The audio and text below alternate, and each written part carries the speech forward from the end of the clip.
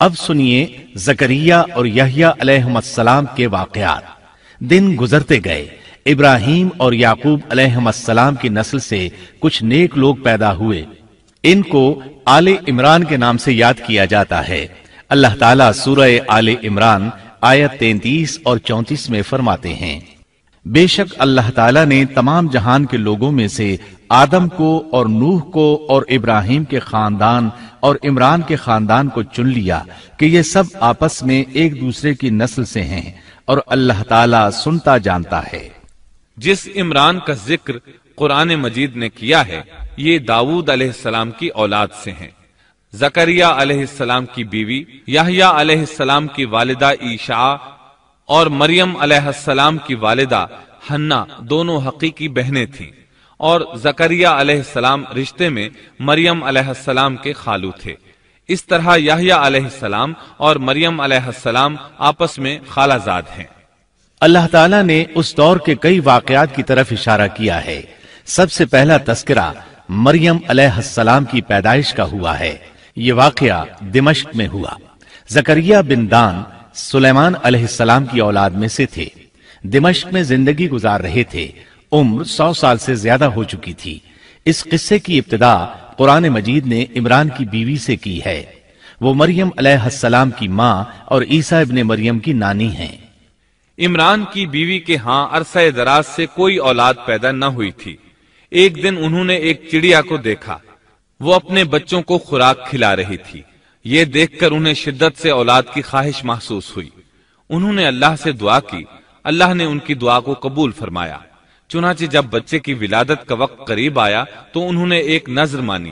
سورہ آل عمران آیت 35 میں اللہ تعالیٰ فرماتے ہیں، جب عمران کی بیوی نے کہا، اے میرے رب، میرے پیٹ میں جو کچھ ہے اسے میں نے تیرے نام آزاد کرنے کی نذر مانی ہے، تو میری طرف سے قبول فرما، یقیناً تو خوب سننے والا اور پوری طرح جاننے والا ہے۔ انہوں نے اللہ تعالیٰ سے اولاد کی دعا کی۔ اللہ تعالیٰ کے حکم سے جب انہیں بچہ پیدا ہونے کی امید ہوئی تو انہوں نے نذر مان لی کہ جس بچے کو جنم دوں گی اسے اللہ کے لیے آزاد چھوڑ دوں گی تاکہ وہ بیت المقدس کی خدمت کرے۔ زکریا علیہ السلام اور آل عمران بیت المقدس کی طرف نقل مکانی کر چکے تھے۔ بیت المقدس یہودیوں کی عبادت گاہ تھی۔ یہ ان کا طریقہ تھا کہ اپنی اولاد کے بارے میں بیت المقدس کا خادم بنانے کی نذر مانا کرتے تھے۔ بچہ پیدا ہوتا تو علماء کے سپرد کر دیتے، وہ اسے تورات پڑھاتے تاکہ وہ عبادت کرنے والا بن جائے، بیت المقدس کی خدمت کرے۔ لیکن ان کے ہاں بچی پیدا ہوئی۔ بچیوں کو تو خدمت کے لیے وقف نہیں کیا جاتا تھا۔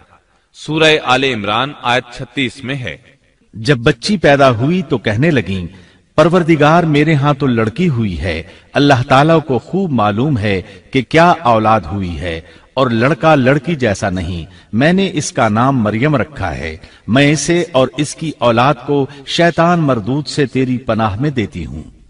عمران کی بیوی حیرت میں پڑ گئیں کہ انہوں نے تو نذر مان رکھی ہے اور اب لڑکی کو تو بیت المقدس کی خدمت کے لیے وقف نہیں کیا جا سکتا۔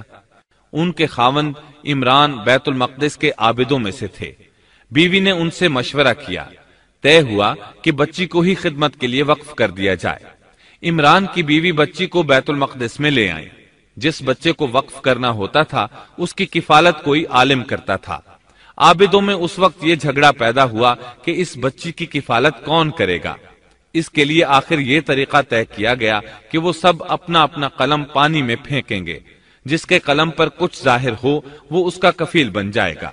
چنانچہ سب نے اپنے قلم پھینک دیے، وہ پانی کے بہاؤ کے ساتھ بہنے لگے، جبکہ زکریا علیہ السلام کا قلم پانی کے بہاؤ کی مخالف سمت بہنے لگا۔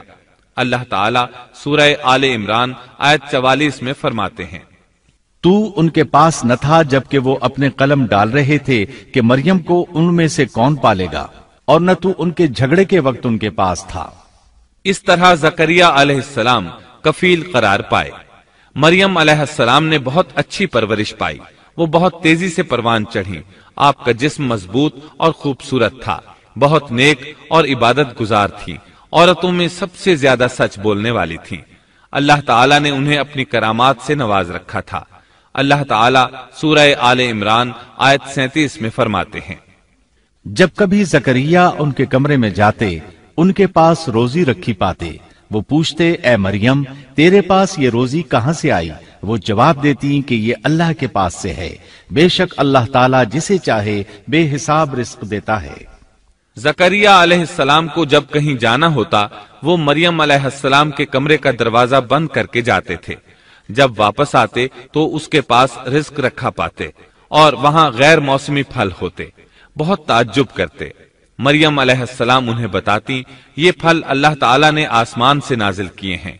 अल्लाह ताला सूरतुल माइदा आयत 75 में फरमाते हैं, और ईसा की वालिदा एक रास्तबाज औरत थी, इसीलिए उनके हाथ पर बहुत सी करामात जाहिर हो रही थी। उनकी फजीलत सूरह आले इमरान आयत 42 में इन अल्फाज में आई है। और जब फरिश्तों ने कहा, ए मरियम, अल्लाह ताला ने तुझे बरगुजीदा कर लिया और तुझे पाक कर दिया और सारे जहान की औरतों में से तेरा इंतखाब कर लिया। सूरतुल माइदा आयत 75 में है। मसीह इब्ने मरियम पैगंबर होने के सिवा और कुछ भी नहीं। इससे पहले भी बहुत से पैगंबर हो चुके हैं। उसकी वालिदा एक रास्तबाज औरत थी।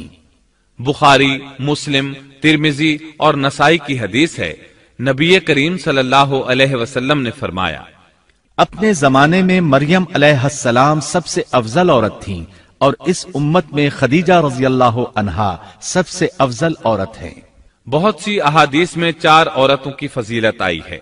नबी सल्लल्लाहु अलैहि वसल्लम ने फरमाया, सारे जहान की औरतों में से 4 औरतें अफजल हैं। मरियम बिनते इमरान, फिरौन की बीवी आसिया, खदीजा बिनते खुवैलिद और फातिमा बिनते मुहम्मद रजी अल्लाह अन्हुन्ना। बस साबित हुआ कि मरियम अलैहिस्सलाम को अल्लाह ताला ने बहुत फजीलत अता फरमाई थी। जकरिया अलैहिस्सलाम ने उनकी फजीलत देखी तो उनके दिल में भी औलाद की ख्वाहिश पैदा हुई। वो उस वक्त तक बे औलाद थे। उम्र 100 साल से जायद थी। बीवी 90 साल की थी। औलाद की शदीद तमन्ना के बायस उन्होंने अल्लाह से दुआ मांगी। सूरह मरियम आयात 1 ता 6 में है।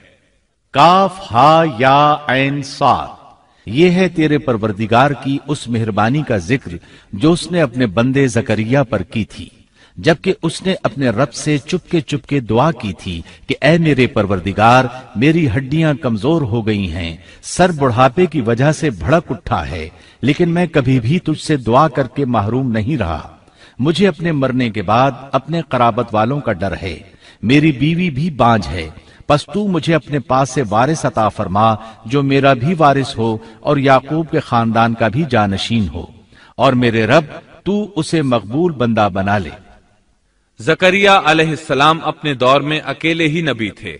उनके वरासा और रिश्तेदारों में कोई काबिल आदमी नहीं था, इसलिए उन्होंने ये दुआ की।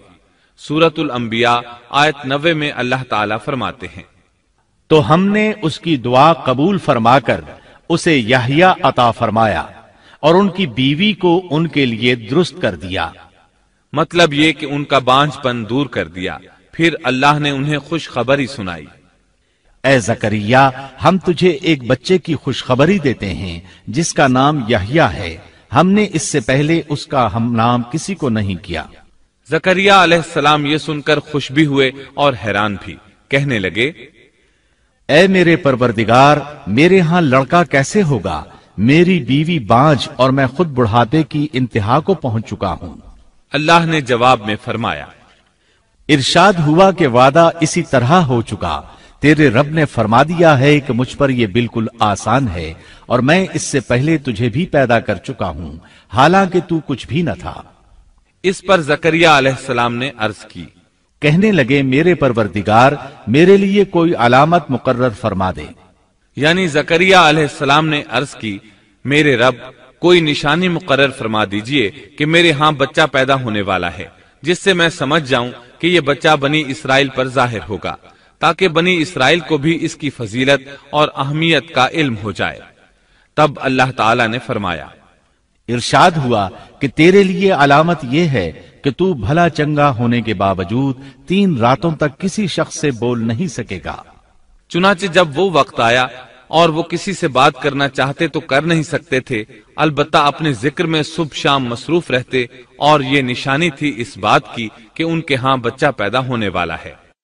अल्लाह ताला सूरह मरियम आयत 11 में फरमाते हैं, اب زकरिया अपने हुजरे से निकलकर अपनी कौम के पास आकर उन्हें इशारा करते हैं कि तुम सुबह शाम अल्लाह की तस्बीह बयान करो।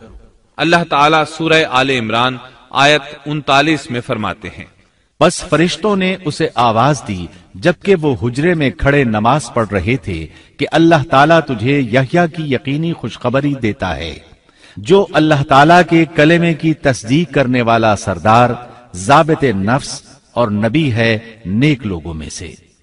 इंसान कितने ही बुलंद बाला मकाम पर पहुंच जाए और अल्लाह ताला के साथ उसे ज्यादा से ज्यादा कुर्ब हासिल हो जाए, तब भी वो अल्लाह का बंदा ही रहता है और किसी भी बुलंदी पर पहुंचकर वो अल्लाह या अल्लाह का बेटा नहीं हो सकता, अल्लाह का शरीक नहीं हो सकता। अल्लाह जल्ल शानुहु की जात पाक वहदहु ला शरीक है और बाप बेटे की निस्बतों से पाक है।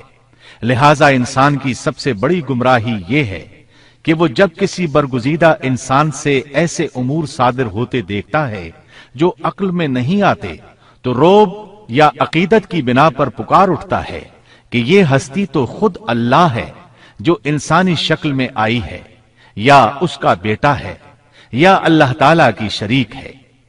वो ये नहीं सोचता कि बिलाशुबह इन वाकयात का जारी होना अल्लाह की ताकत के जरिए है, जो बतौर निशान उस बरगुजीदा इंसान के हाथों जारी हुए। इसके बावजूद ये न अल्लाह है न अल्लाह का बेटा, बल्कि उसका एक पसंदीदा बंदा है, और ये उमूर अल्लाह ताला के खास कवानीन के तहत सिर्फ उसकी ताईद और उसकी सदाकत के लिए जाहिर होते हैं, वरना वो भी अल्लाह ताला के आगे उसी तरह मजबूर है जिस तरह दूसरी मखलूक।